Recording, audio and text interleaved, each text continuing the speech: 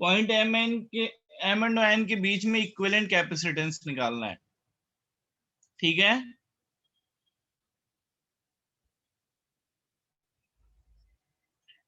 Question समझ में आ गया सबको? एम एंड एन के बीच में इक्विवेलेंट कैपेसिटेंस हमने को बताना है।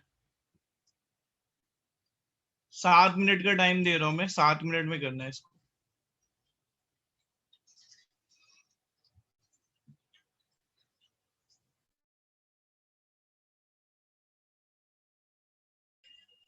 आर्ची समझ में आया क्वेश्चन?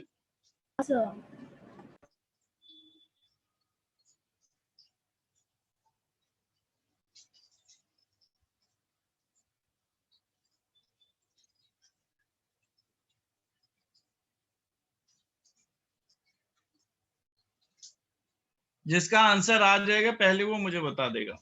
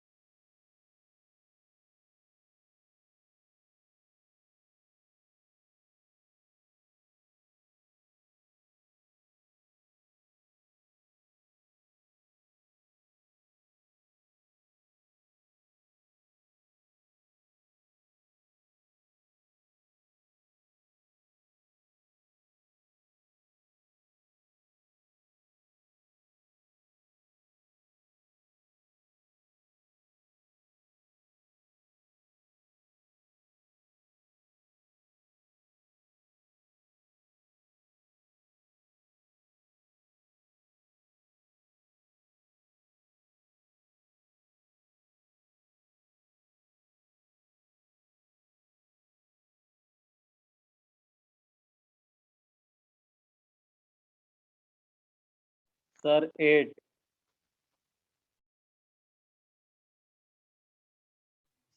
8 एकदम सही। कैसे क्या बताओ? सर पहले वो 4 और 4 इस साइड के और उस साइड के दोनों साइड के सीरीज में है, तो फिर मैंने उसको सीरीज किया, फिर बाद में बीच वाले के साथ भी एक सीरीज में है, तो सीरीज करके फिर वो दोनों ऊपर वाले के साथ पैरेलल में है, तो 4 + 4 8 है। अच्छा, पूर्वा तुम्हारा नहीं आया क्या? नहीं सर, कर रही थी। अच्छा देखो, ये एम है, ये भी एम होगा, ये एन है, ये भी एन होगा, ये मान लो क्यू है, ये पी हो गया, ठीक है ना? अब देखो कुछ ऐसा बन गया क्या?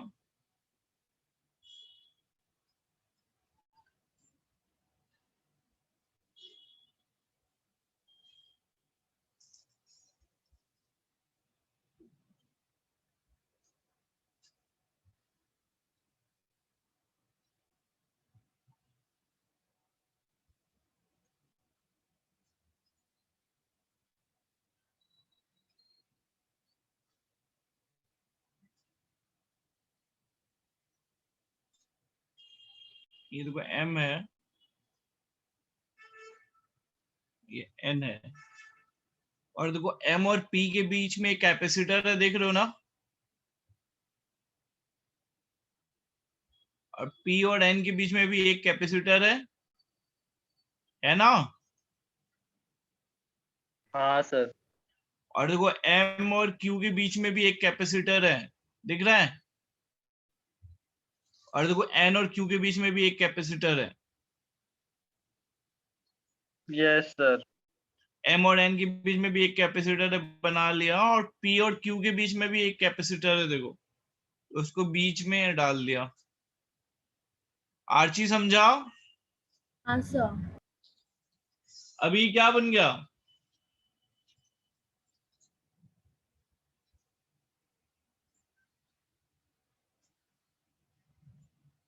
बोलो ना, विदस्टोन ब्रिज बन गया ना, यस सर। और ये कट जाएगा। अभी ये CC सीरीज में है, सर M और N के बीच में भी एक है ना?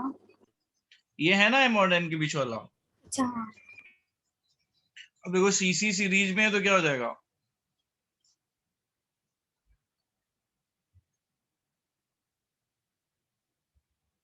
ये हो जाएगा C/2,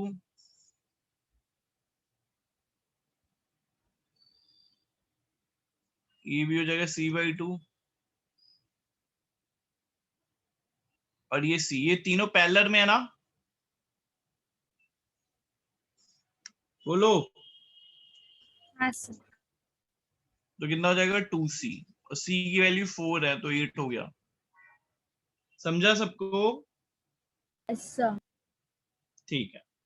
अच्छा, ऐसा ही एक और करते हैं, इसमें किसी को डाउट है? आर्या, डाउट है कोई? No sir. अच्छा, अब देखो एक और है ऐसे ही,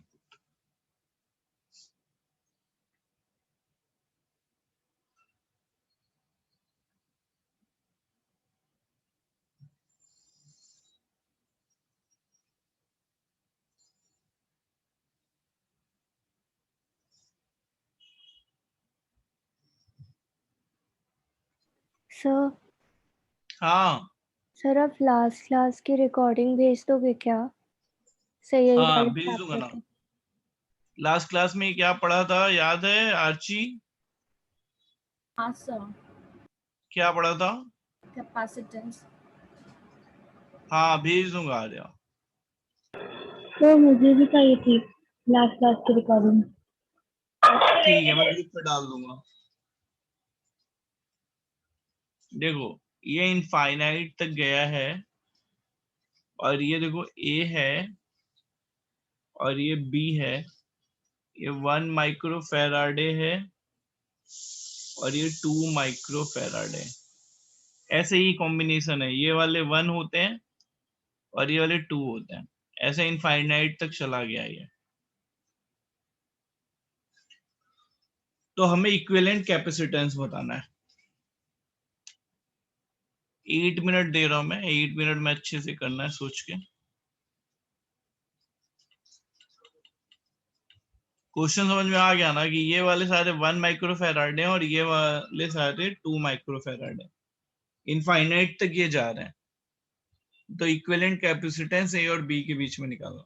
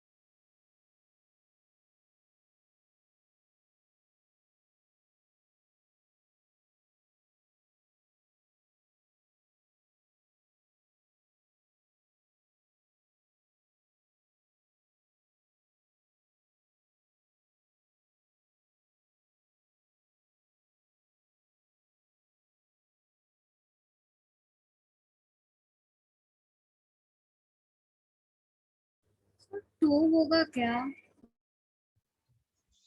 2 होगा, एकदम सही।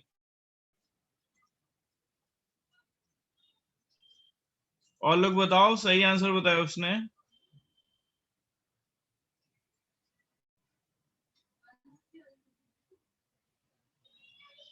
और किसी का आया क्या?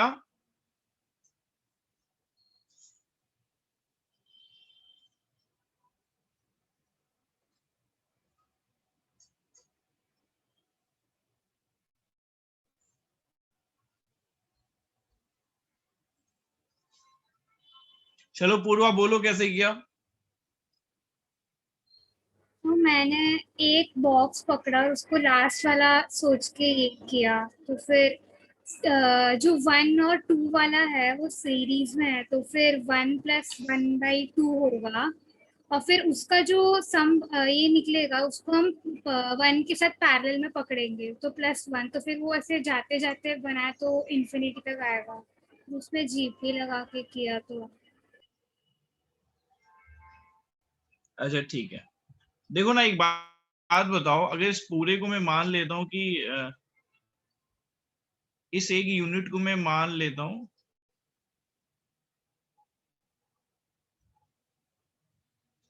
और इस पूरी यूनिट को मैं x मान लेता हूँ, चलेगा ना? है ना? मतलब इससे अगर ये 2 कैपेसिटर निकाल दे तो कोई खास फर्क पड़ेगा क्या?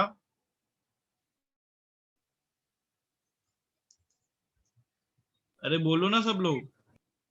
नो देखो सर। फील करने की चीज है। अगर वैसे तो याद नहीं करना है। फिजिक्स फील करने की चीज है। मतलब ये बात फील कर पा रहे हो कि अगर 2 कैपेसिटर निकाल दें पूरे में से तो कोई खास फर्क नहीं पड़ेगा।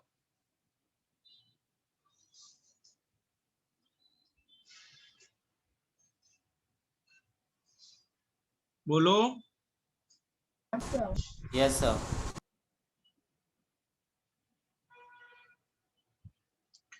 तो कुछ ऐसा बन जाएगा क्या? देखो,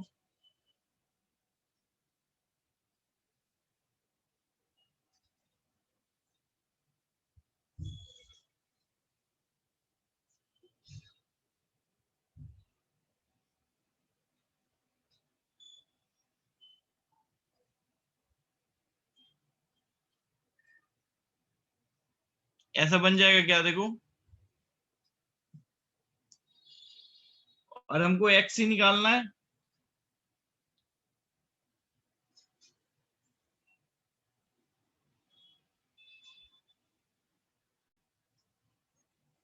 बोलो ना, एक्स ही तो निकालना है ना तुमको।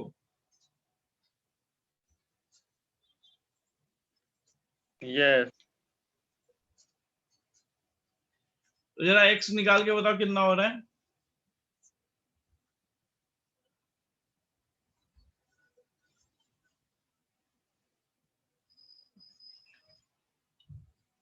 ए और बी के बीच का एक्स कितना होगा बताओ। ये दोनों किस में आएंगे? सीरीज में आएंगे ना? ये दोनों सीरीज में है ना? तो कुछ ऐसा हो जाएगा।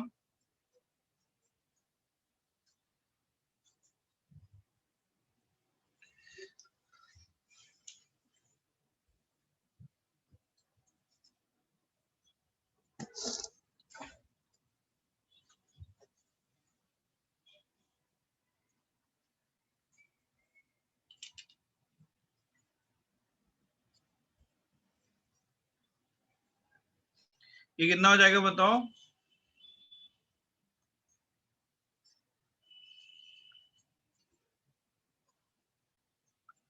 2x/2 + x हो जाएगा ना ये दोनों।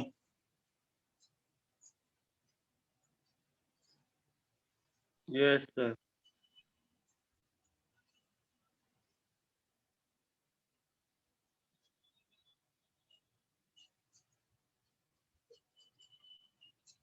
ये हो जाएगा ना?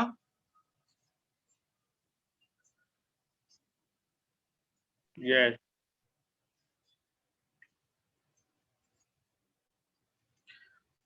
अच्छा, आप देखो, ये दोनों फिर किसमें पैरेलल में आ गए?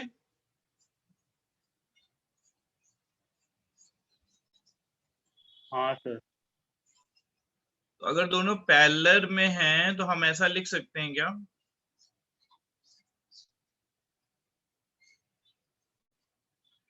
x equal to 1 plus 2x by 2 plus x, ये लिख सकते हैं क्या?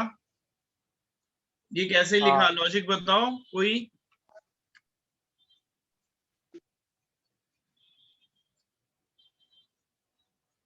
दोनों पैरेलल में इसीलिए। नहीं, उसको x से इक्वेट कैसे कर दिया?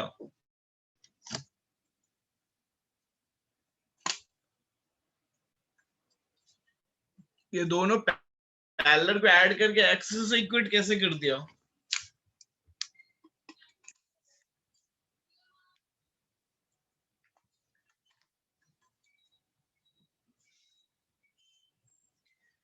क्योंकि पूरा इनफाइनाइट कैपेसिटर का सम x ही था ना। हाँ सर।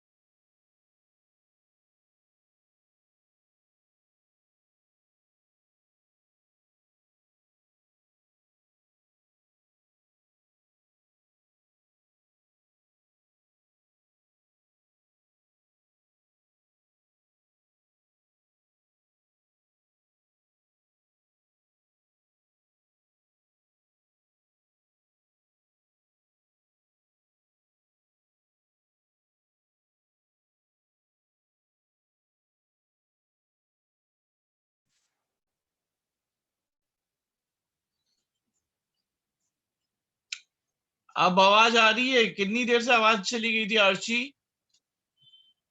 आर्ची सर जब आपने हाँ बोला बोलो। था ना वो एक्स वाला, उस टाइम पे। हाँ अच्छा, अरे यार पता है ये आवाज चली जाती है ना और पता भी नहीं चलता, मैं बोले जा रहा हूँ, आर्ची को बुला रहा था, आर्या को बुला रहा था, मुझे लग रहा था बोल क्यों नहीं रहे। आर्ची ये जो लिखा ये समझा?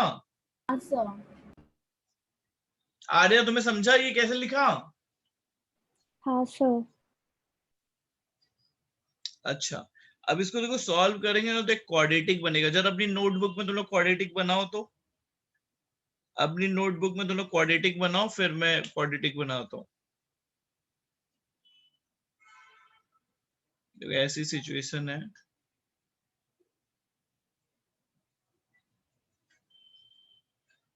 ये x हो गया है, ये ना हो गया था 2x divided by x plus 2, और ये 1। अभी दोनों पैरेलल में थे इसलिए ऐड कर दिया। अब देखो क्वाड्रेटिक क्या बन रहा है, 2x plus x square equal to 2x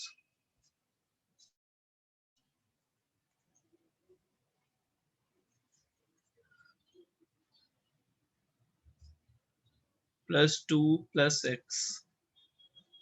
ये क्या हो जाएगा, x square minus x minus 2 equal to 0। देखो ये क्वाड्रेटिक बन गया है ना।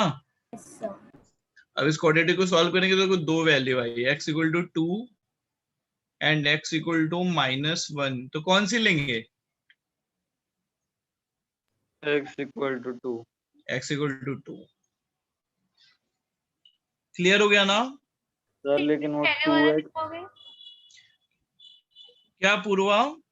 सर पिछला वाला दिखा सकते हो क्या, आपने इसके पहले जो दिखाया था? यार पिछला वाला वो गायब हो गया, तुम बताओ मैं फिर से लिख देता हूँ, क्या लिखना नहीं, मुझे चाहते हो? बस वो एक्स वाला ये देखना था, आपने वो बनाया था ना, ड्रॉ किया था ना, एक्स वाला पार्ट कौन सा था बाकी वाला? हाँ मैं फिर से बनाता हूँ।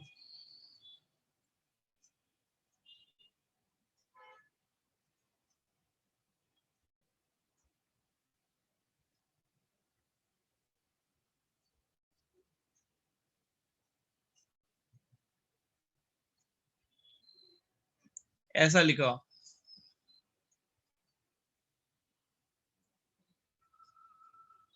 हाँ सर। समझाओ? हाँ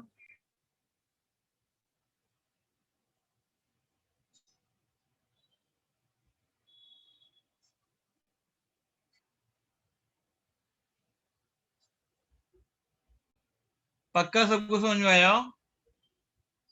सर वो 2x प्लस एक्स स्क्वायर कैसा है? देखो ना, इसको इसको कैसे सॉल्व करोगे,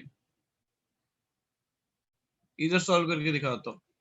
x इक्वल टू, पहले इसका एलसीएम लोगे तो इधर कैसा आ जाएगा, 2x प्लस 2 प्लस एक्स, और नीचे क्या आ जाएगा, 2 प्लस एक्स।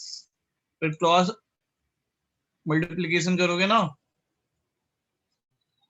हाँ सर समझा।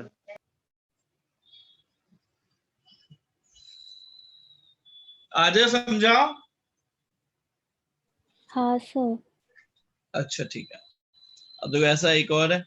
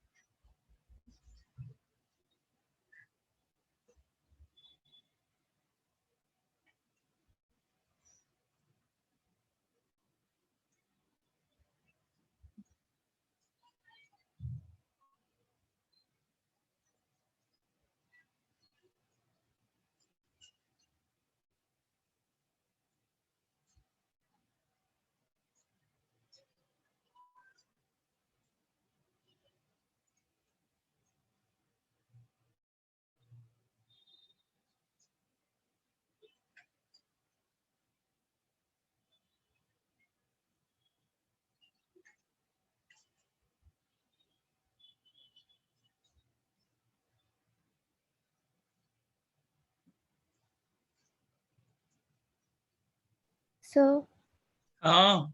सर आपने अभी तक मैग्नेटिज्म चालू नहीं किया है ना? नहीं नहीं, ओके सर।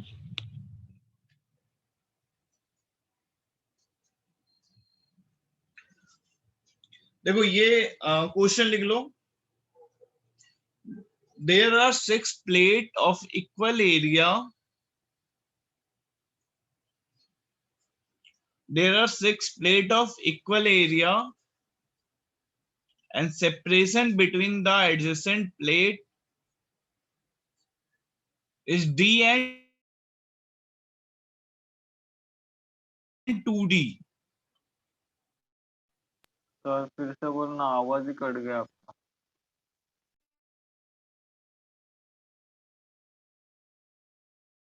हेलो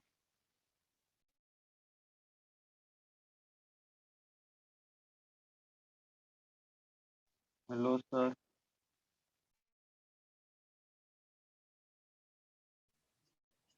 आवाज आ रही कि नहीं आर्ची? सर अब आ रही है। ठीक है। there are 6 plate of equal area and separation between the adjacent plate is d and 2d।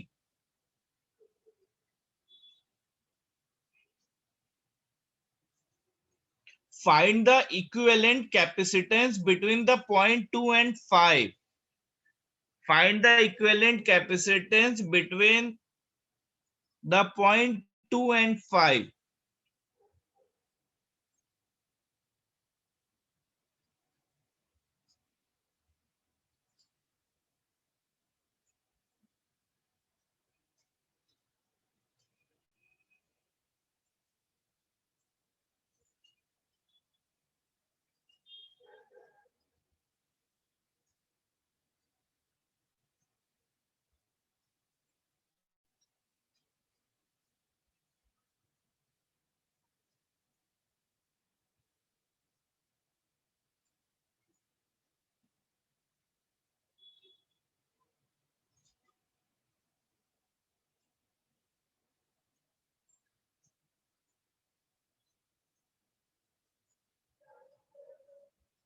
Sir, आपने जो कर्व बनाया है वो एग्जैक्टली क्या है?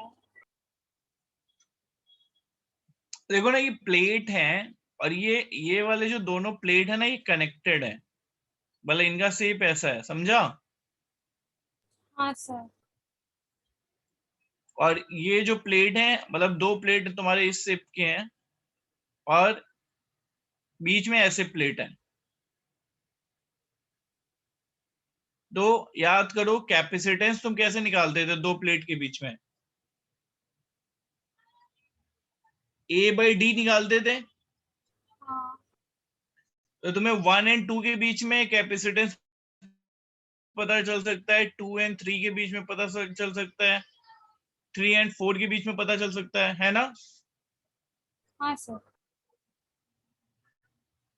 अब देखो ये जो 1 और 4 प्लेट होगा ना, इसका पोटेंशियल सेम होगा ना। हाँ सर। और जो 3 और 6 वाला प्लेट होगा उसका पोटेंशियल सेम होगा। हाँ तो देखो दो कॉर्नर पे रख दो तुमने, ये ऊपर वाले कॉर्नर पे रख लिया मैंने 1 4 और ये नीचे वाले कॉर्नर पे रख लिया मैंने 3 6। 1 4 इन दोनों की बात कर रहे हैं, 3 6 इन दोनों की बात कर रहे हैं।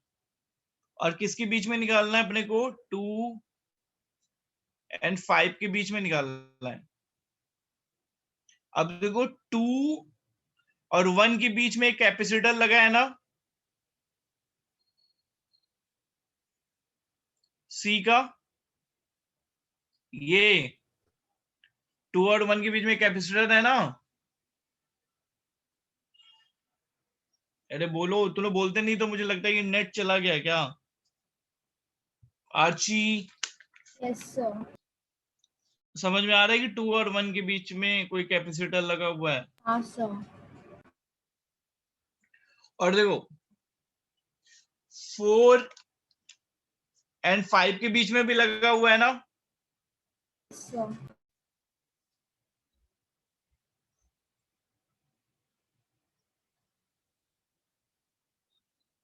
अब देखो 2 और 3 के बीच में भी तो कैपेसिटर है ना।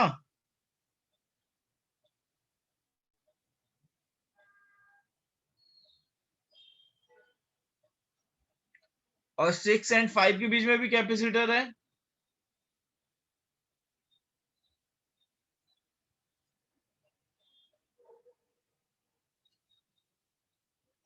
एंड देखो 4 और 3 के बीच में भी कैपेसिटर है ना।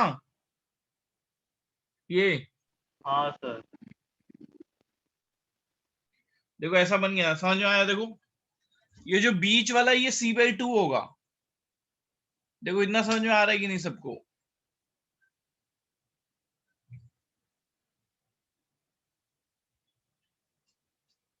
सर C/2 कैंसिल होगा ना व्हीटस्टोन ब्रिज से। हाँ C/2 कैंसिल होगा क्योंकि व्हीटस्टोन ब्रिज बन गया ना फिर। हाँ सर समझ। पूर्वा समझा। हाँ सर। सर मुझे बट ये अपने 1 और 4 और 3 और 6 को एक साथ पोटेंशियल दोनों का सेम है इसके लिए लिखना है। हाँ हाँ तो वहाँ पे तो फिर 1 और 4 का कैपेसिटर हम लोग कंसिडर नहीं करेंगे ना। हाँ। वैसे भी तो आप पैरेलल प्लेट होते हैं ना, तो देखो इन दोनों के बीच में लिख सकते हो, इन दोनों के बीच में लिख सकते हो। 5 कैपेसिटर दिख रहे हैं ना तुमको इसमें, देखो 1 2 3 4 5। समझा पूर्वा। हाँ सर समझा।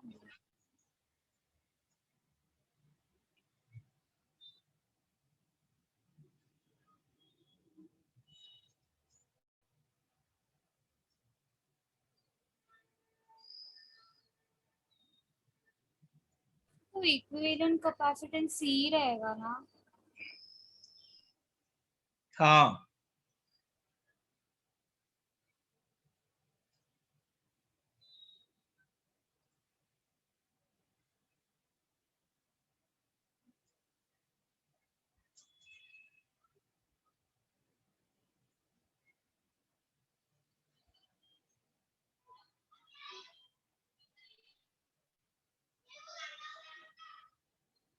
चलें आगे बढ़ जाएं। Yes sir. Yes sir. Next लिखो।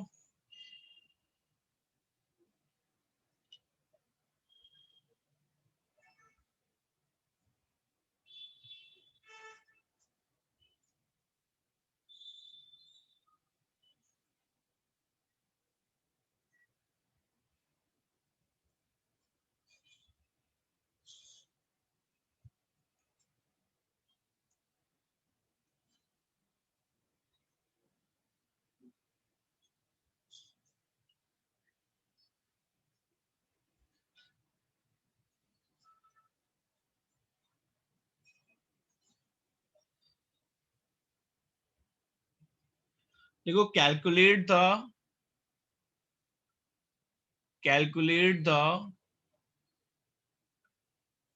potential of point O. Calculate the potential of point O in terms of C1, C2, C3, VA, VB, and VC. Calculate the potential of point O in terms of C1, C2, C3, VA, VB, and VC.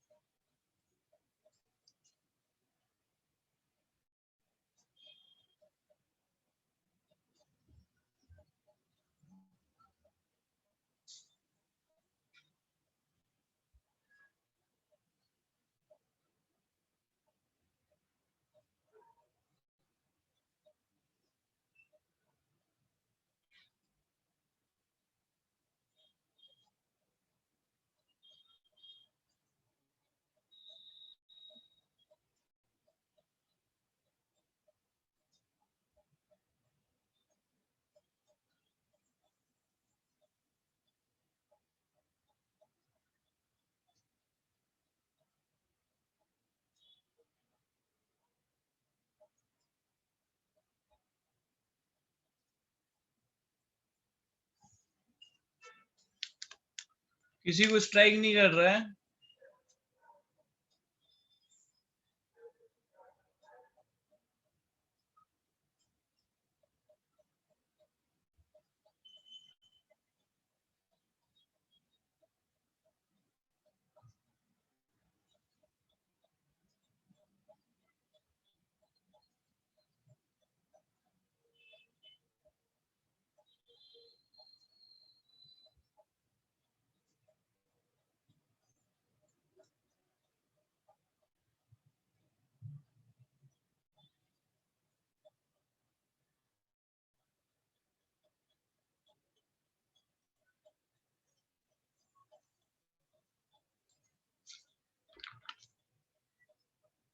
एक बात बताओ, मान लो इस point का potential अपन V0 मान लेते हैं, तो बताओ यहाँ पे कोई चार्ज, नेट चार्ज दिख रहा है क्या? अरे बोलो ना। हाँ, ओपन सर्किट है ना, हाँ तो कोई चार्ज तो है नहीं।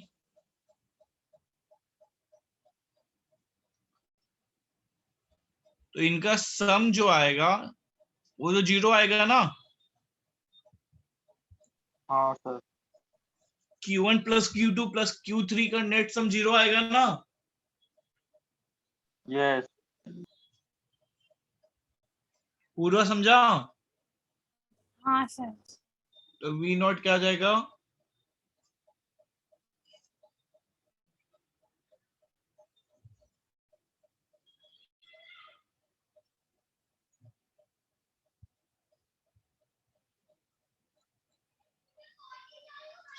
समझा?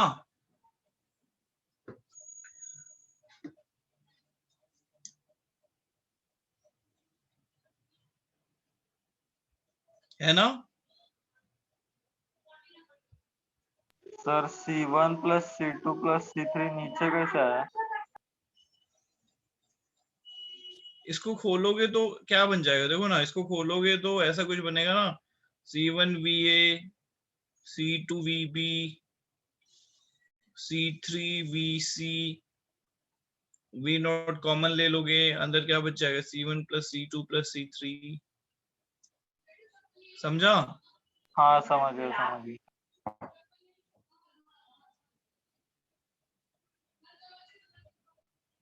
सर वो VA टू V0 वो आपने कैसे लिखा एक्चुअली, मतलब यहाँ ऐसे? पे हमने V0 मान लिया। इस कैपेसिटर के बीच में पोटेंशियल डिफरेंस कितना है, VA माइनस V0, ठीक है। हाँ यहाँ पे चार्ज कितना होगा, C1 VA minus V0। Okay okay sir. सबको समझ गया? Yes, sir. Yes sir. एक क्वेश्चन और लिखो। आप पैरेलल प्लेट कैपेसिटर। सर एक मिनट पीछे आओ ना, मेरे को थोड़ा लिखने का है। हाँ लिख लो, पीछा दो।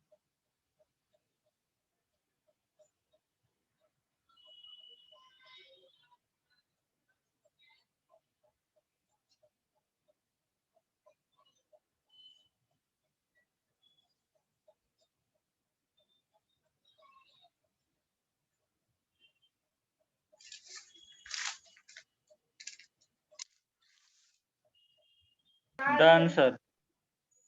लिखो आप parallel plate capacitor with no dielectric, a parallel plate capacitor with no dielectric has a capacitance of 0.5 microfarad. लिख लिया? A parallel plate capacitor with no dielectric has a capacitance of 0.5 microfarad. लिख लिया? Yes yes sir. Half of the space between the plate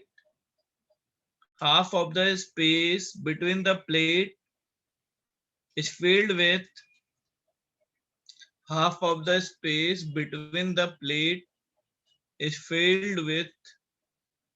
sir repeat करोगे, मैं disconnect हो गई थी। a parallel plate capacitor with no dielectric,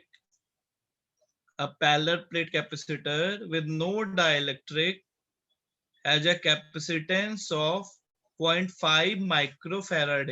ठीक है?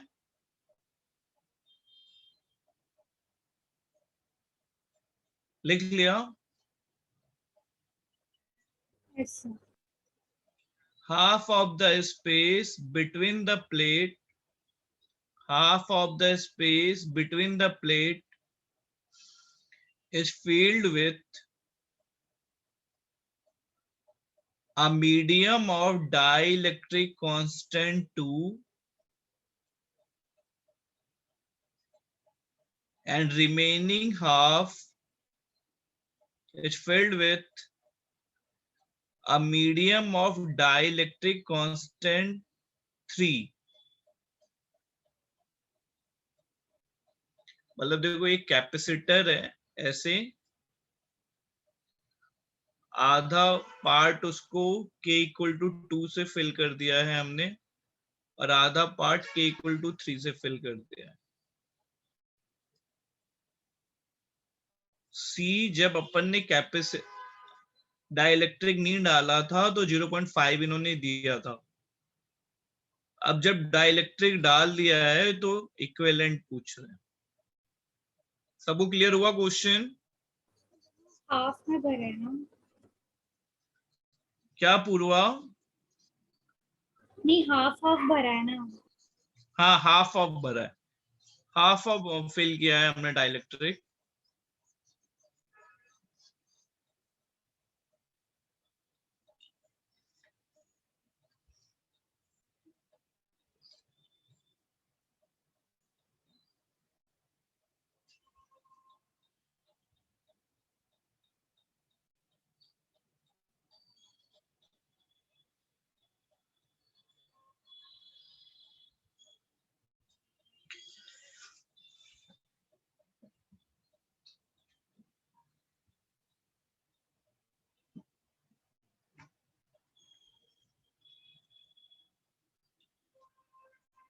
1.25 micro 1.25 perfect, एकदम सही है। बाकी लोग भी बताओ, उसने एकदम सही बताया।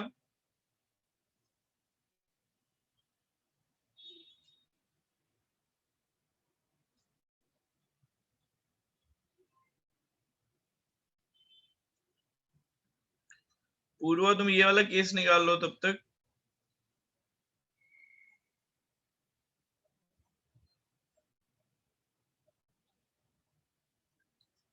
सेम सिचुएशन में ये वाला केस है, ठीक है।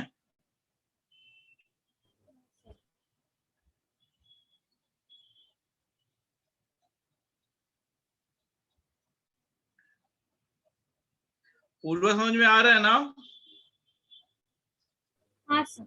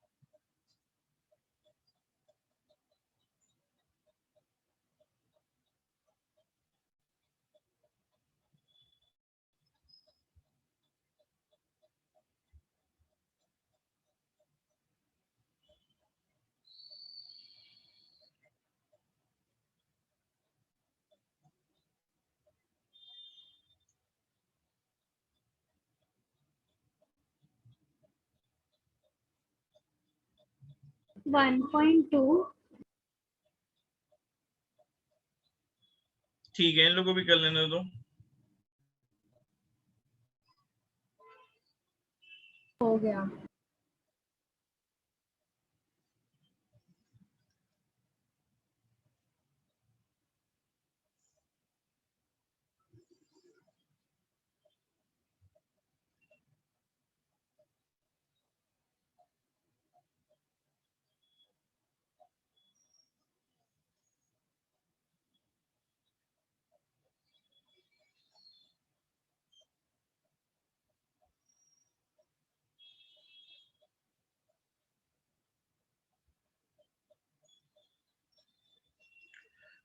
देखो c की वैल्यू दी है ना अपने को, ये कितने के बराबर था? 0.5। अब उस दिन बताया था ना कि डाइलेक्ट्रिक डाल देने पे कितना हो जाएगा, C1 कितना हो जाएगा, K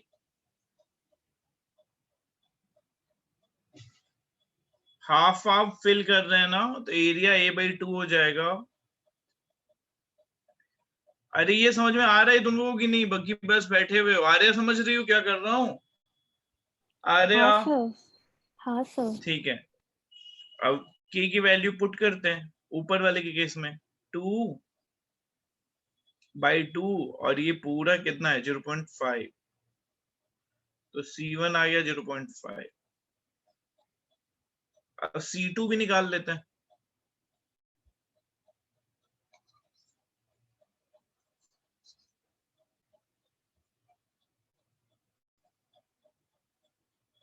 थ्री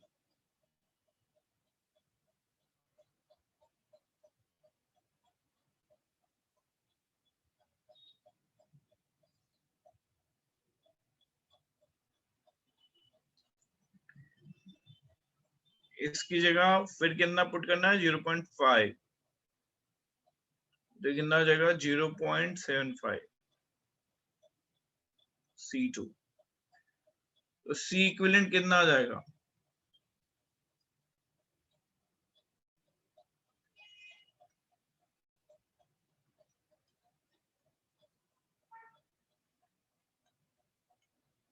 तो कितना हो जाएगा 1.25, क्योंकि ये दोनों पैरेलल में, समझा सबको? यस अब देखो सर। यहाँ पे देखो क्या हो जाएगा, यहाँ डी चेंज हो रहा है, एरिया सेम है, तो यहाँ पे C1 लिखता हूँ। इस बार एरिया सेम है, D/2 हो जाएगा, तो ऊपर 2 आ जाएगा, तो कितना हो जाएगा 2K का भी 2, और ये पूरा कितना है 0.5, तो फर्स्ट वाले का 2 हो गया। C2 का देखते हैं। K की वैल्यू सेकंड केस के लिए कितनी है, 3 है, तो 3 into 2, और ये वैल्यू कितनी है 0.5, तो 3। अब ये दोनों देखो किस में है, सीरीज में है ना, तो सीरीज में कैसे निकालते हो, C1 C2 C1 plus C2, समझा? तो 6/5। क्लियर हुआ सबको? Yes sir. ठीक है, अभी आर्ची तुम ट्राई करना, फिर नहीं बनेगा तो पूछ लेना याद से, ठीक है ना? हाँ सर। ठीक है, अच्छा फटाफट रुको, जल्दी से एक करके फिर अपन आगे बढ़ जाते हैं। एक और जल्दी से बता दो मुझे।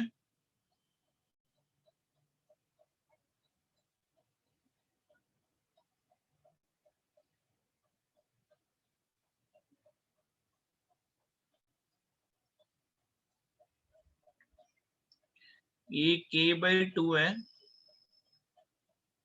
ये डाला है हमने A/4 में, ये K=3 है, ये डाला है हमने A/2 में, और ये K=1 है, ये डाला है हमने A/4 में, दो पैरेलल प्लेट के बीच में डाला है, और C तुम्हारा डाइलेक्ट्रिक इंट्रोड्यूस करने के पहले 0.5 था, तो C इक्विवेलेंट जल्दी से बता दो, फिर आगे बढ़ जाता है।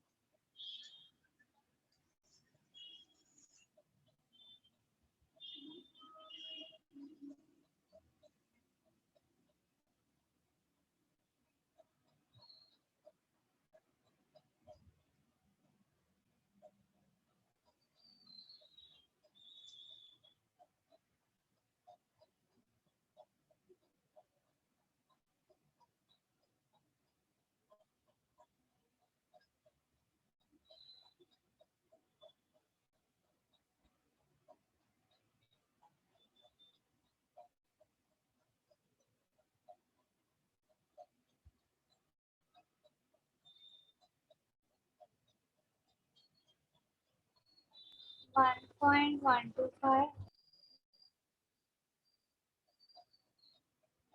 अच्छा देखो इसका कितना आ रहा है बताओ, 2 into 0.5/4, C1 0.25, C2 3 into 0.5/2, 0.75, C3 1 into 0.5/4, है ना, 0.125, सही है ना पूर्वा? हाँ सर। आर्ची समझा? हाँ सर। अच्छा उसके बाद हेडिंग डाल लो तुम लोग, charging of a condenser, charging of a condenser.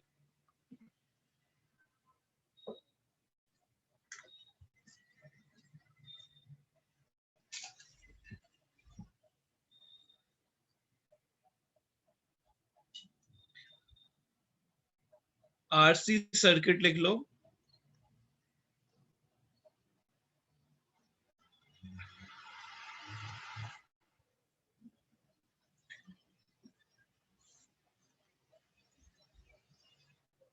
अब देखो चार्जिंग कैसे करते हैं, देखो ये रेजिस्टेंस है और ये हमारा कैपेसिटर है, यहाँ पे हमने एक स्विच ले लिया है,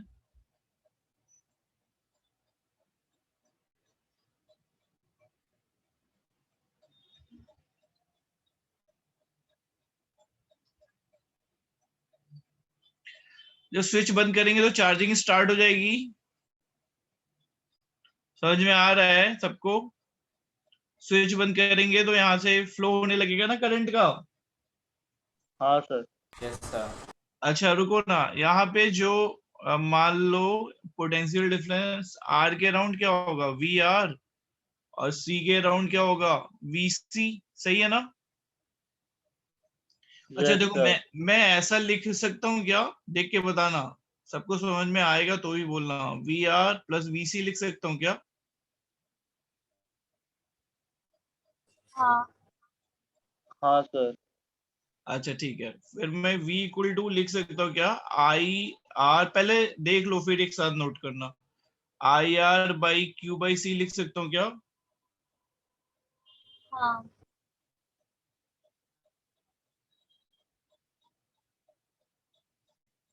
अच्छा फिर देखो, मैं ऐसा लिख सकता हूँ क्या, आई की जगह मैं लिख सकता हूँ क्या, D Q upon D T R Q by C लिख सकता हूँ क्या? हाँ सर। हाँ हाँ sir.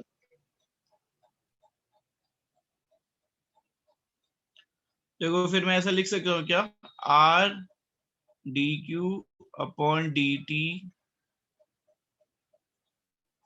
Equal to C we minus Q upon C लिख सकता हूँ क्या? हाँ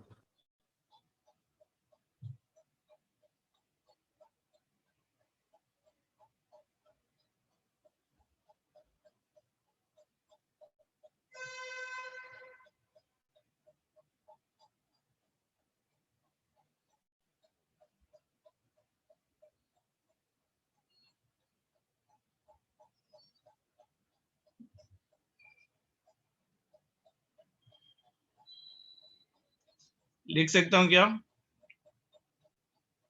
हाँ सर।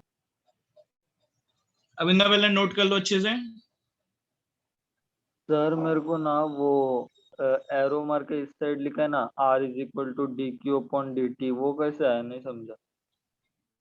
आई किसके बराबर होता है, D Q upon D T तो होता है ना करंट।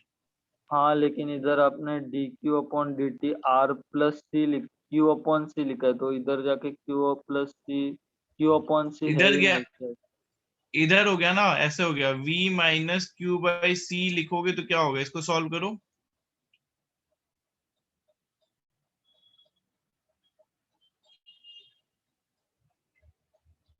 बचपन में तो मैथ थोड़ा ज्यादा करना सही चाहिए सबको। अभी समझा ओम? हाँ सर।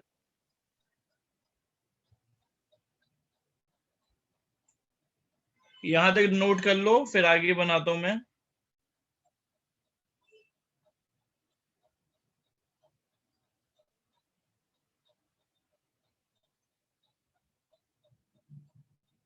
आर्ची नोट कर लिया इतना?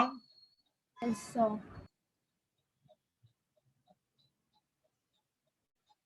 अब देखो ये इंटीग्रेशन से घबराओ मत, जो मैथ वाले हैं तो मान लो उनको तो इंटीग्रेशन आता होगा, लेकिन मान लो जिनको इंटीग्रेशन नहीं आता ना, तो बस ये वाला टर्म ध्यान में रखना, टेंशन की बात नहीं है। वैसे बेसिक इंटीग्रेशन तो सबको आना चाहिए, जरूरी है, लेकिन अगर मान लो ठीक है अभी भी नहीं आता तुम्हें तो घबराना नहीं है। इसको इसको बस तुम याद रख लेना कि सर ने बताया था ये डेरिवेशन में। तो इधर तो क्या हो जाएगा,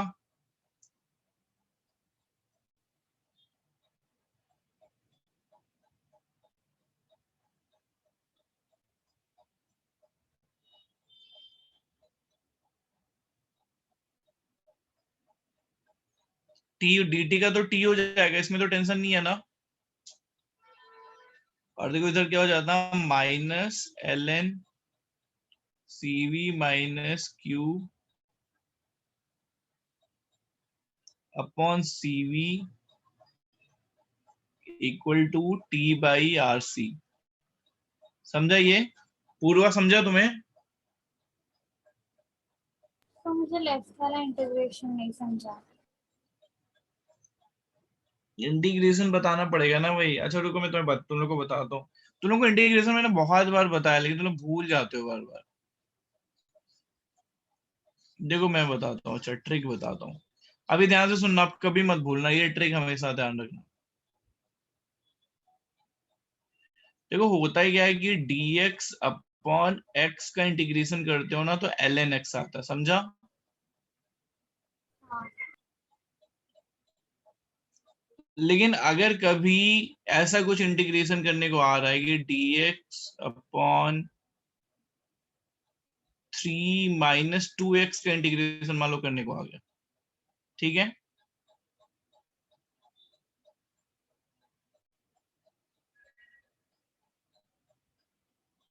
थ्री माइनस एक्स का इंटीग्रेशन मान लो करने को आ गया, जैसे देखो यहाँ पे सिचुएशन ना, क्यू की जगह यहाँ पे माइनस क्यू लिखा हुआ है, समझा?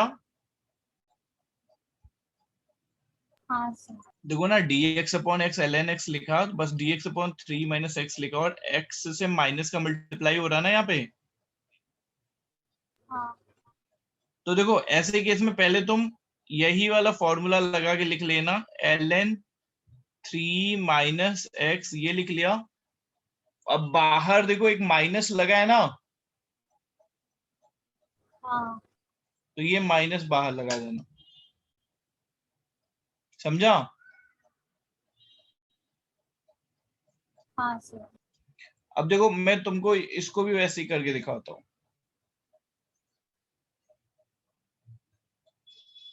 देखो बेसिकली ये क्या हो जाएगा, minus ln cv minus Q, 0 से q, और इधर क्या हो जाएगा t बाई आर सी, यहां तक समझा सर। है ना? अरे ये जैसे देखो ये लिखा, वैसे ही इसको ऐसे लिख सकते हो ना। हाँ सर। पूर्वा समझा? हाँ सर। अब देखो जो एक बार ऊपर वाली वैल्यू पुट करते हैं माइनस नीचे वाली वैल्यू, तो देखो कैसे लिखेंगे, q की जगह कर रहे हो ना, dq है, मतलब q वेरिएबल है, तो एक बार q की जगह ऊपर वाली वैल्यू पुट करो, तो क्या हो गया ln cv माइनस क्यू, और एक बार q की जगह नीचे वाली value ln cv equal to t by are c, समझा?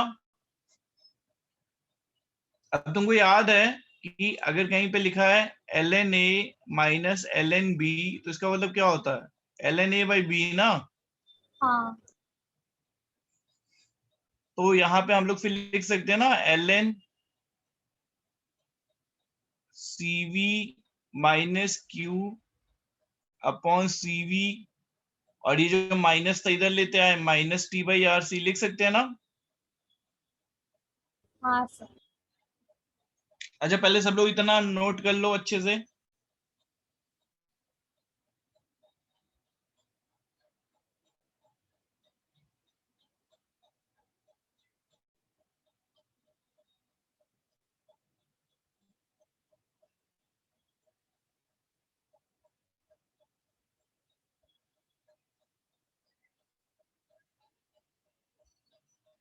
लिख लिया, आगे बढ़ सकते हैं।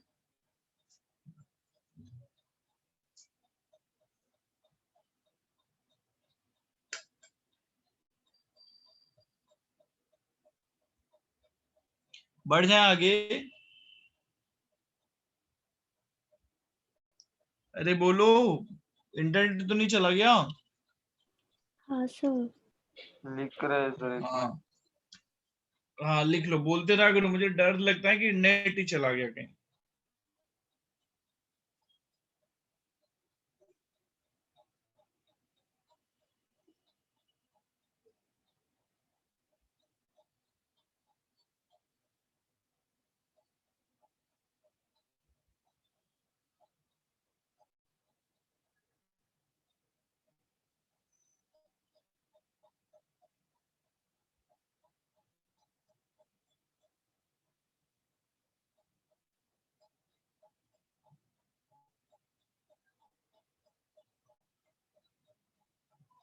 सर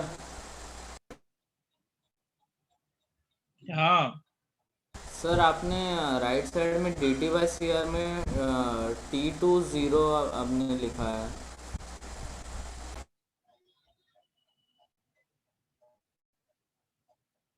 इंटीग्रेशन में क्या लिखा है? मतलब t0 आपने लिखा है, तो वो कैसे आया? q0 था ना? t0 पे q0 था ना, जब तूने स्विच बंद नहीं किया था तो q क्या था? 0। फिर t0 पे q0 था, तुमने स्विच बंद किया तो फिर चार्ज आने लगा कैपेसिटर पे, चार्जिंग स्टार्ट हो गई। समझा? ओके ओके था। पक्का समझा कि नहीं?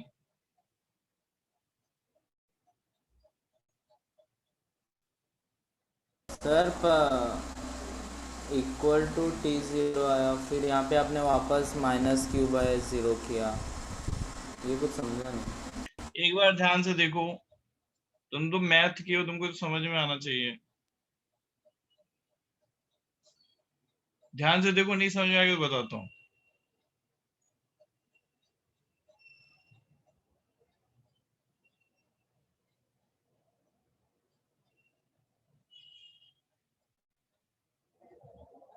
पूर्वा समझ में आया? हाँ सर। पूर्वा,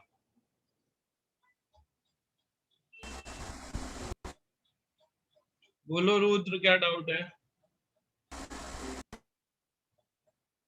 हाँ सर समझा।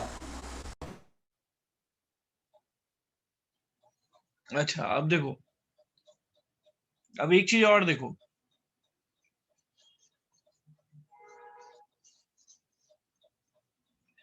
अगर कहीं पे देखो ln x इक्वल टू लिखा है 3, तो x इक्वल टू क्या होता है? e के पावर 3। ये पता है तुम लोगों को? ln का बेस e होता है, समझा? ln हटाओ तो ये पावर में लेके जाता है, तो यहाँ पे भी ln हटाते हैं। अगर यहाँ पे भी हम ln हटाते हैं तो क्या हो जाएगा? 1 minus Q by C we equal to e के power minus t by are C.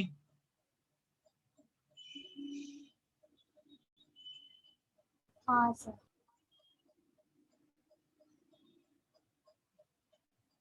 या क्या आ जाएगा? q equal to C V 1 minus e के power minus t by are C, या q equal to q not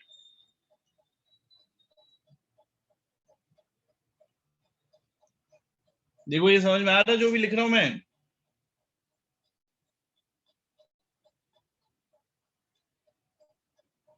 sir वो e raise to minus T R बस R C है ना, टी बाई आर हाँ सी। हाँ। अब इसमें देखो t बराबर 0 पुट कर रहे हो ना तो कोई चार्ज नहीं है। जैसे जैसे t बढ़ता जा रहा है चार्ज बढ़ता जा रहा है। समझ में आ रहा है आर्ची? Yes sir. अभी जो t equal to R C होता है ना, t equal to R C, इसको क्या बोलते हैं? Time constant.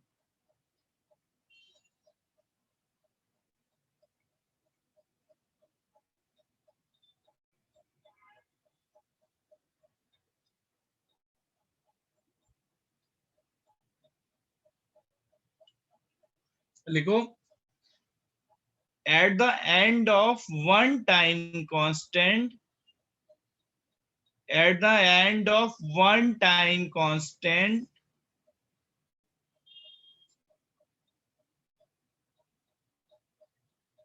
the charge on the capacitor, at the end of one time constant, the charge on the capacitor rises to 63% of its maximum value at the end of one time constant. the charge on the capacitor rises to 63% of its maximum value. लिख लिया?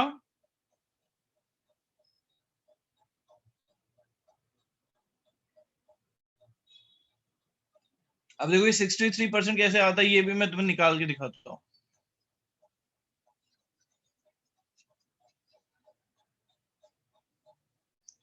देखो one time constant का मतलब पता है क्या है?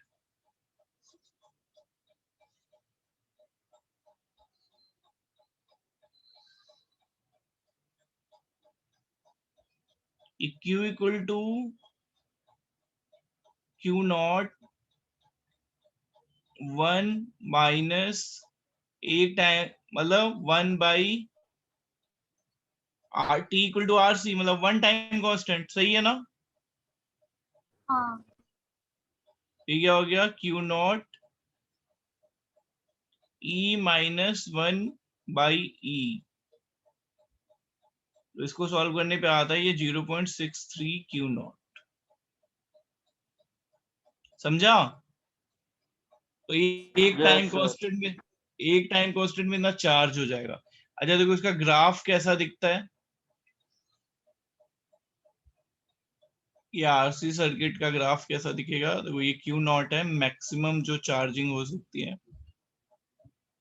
इस एक्सिस पे Q ले लो और इस एक्सिस पे टाइम ले लो, तो देखो ऐसा ग्राफ बनता है। नोट कर लो ये सब अच्छे से। एक्सपोनेंशियल का ग्राफ है इसलिए ऐसे बन रहा है।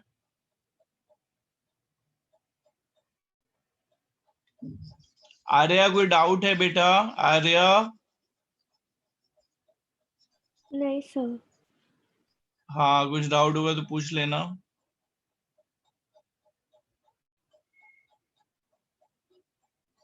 आरसी समझा? RC circuit, sir. उसमें आज हमने चार्जिंग सीखा है। अभी अपन नेक्स्ट लेक्चर में डिस्चार्जिंग सीखेंगे इसकी।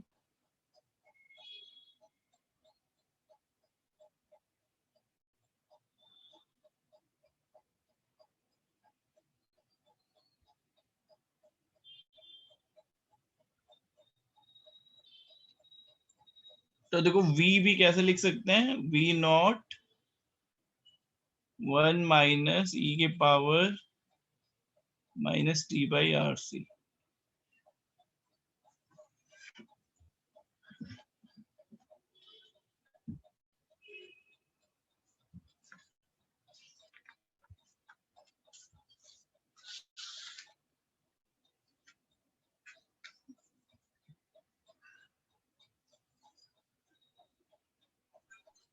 सर वो मैंने आपको पीडीएफ भेजा था, वो इस साल के बोर्ड पैटर्न का, फिजिक्स का। नहीं भेजा तुमने मुझे? सर मैंने भेजा था उसी दिन आपको। अच्छा भेजा था, रुको मुझे हाई लिखो तो। नहीं तुम्हारा नंबर है मेरे पास, एक मिनट रुक जाओ।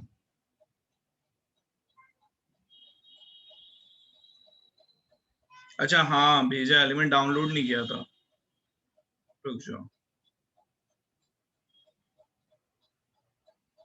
सर हाँ इसमें फर्स्ट क्या टर्म, करना है बताओ? नहीं सर वो फर्स्ट टर्म में तो पूरी फर्स्ट पार्ट आ रही है फिजिक्स की, उसमें से कुछ कुछ पार्ट बस डिलीटेड है शायद, बाकी सारे चैप्टर्स है इसके। नहीं ये वाला जो फोर्स स्ट्रक्चर है इसमें यूनिट 2 करना है कि यूनिट 1 देखना है अपने को? सर ये पहला बोर्ड्स हमारा ये अक्टूबर नवंबर में होगा, तो उसमें ये पार्ट 1 आ रही है अच्छा फिजिक्स अच्छा की। फिर सेकेंड बोर्ड कुछ फेब मिड में या फिर मार्च में होगा, उसमें पार्ट 2 आएगी फिजिक्स की। अच्छा अच्छा अच्छा समझा। और सर ये तो पहला ठीक है ना, वाला इसका तो अपन ऑब्जेक्टिव है, मतलब लाइक सारे एमसीक्यूज हो गए 40 मार्क्स के, और इसमें लाइक 90 मिनट्स दिए देंगे, तो पूरा तो इसके तो ऑब्जेक्टिव बेस्ड क्वेश्चन है ये वाला। अरे तो इसका सिलेबस तो अपना हो गया है, बस थोड़ा सा बाकी है। मतलब यूनिट 1 हो गया हमारा, यूनिट 2 हो गया, यूनिट 3 एंड 4, सर तो ये तो हम टर्म लोग का 1, अगस्त अगस्त में हो जाएगा। अच्छे से कर लेना फिर तुम लोग, है ना? अक्टूबर में होगा ना पूरा? नवंबर के टाइम पे होगा, कब होगा? अक्टूबर नवंबर के बीच में होगा टर्म 1। हाँ तब तक तो हम लोग का हो चुका रहेगा।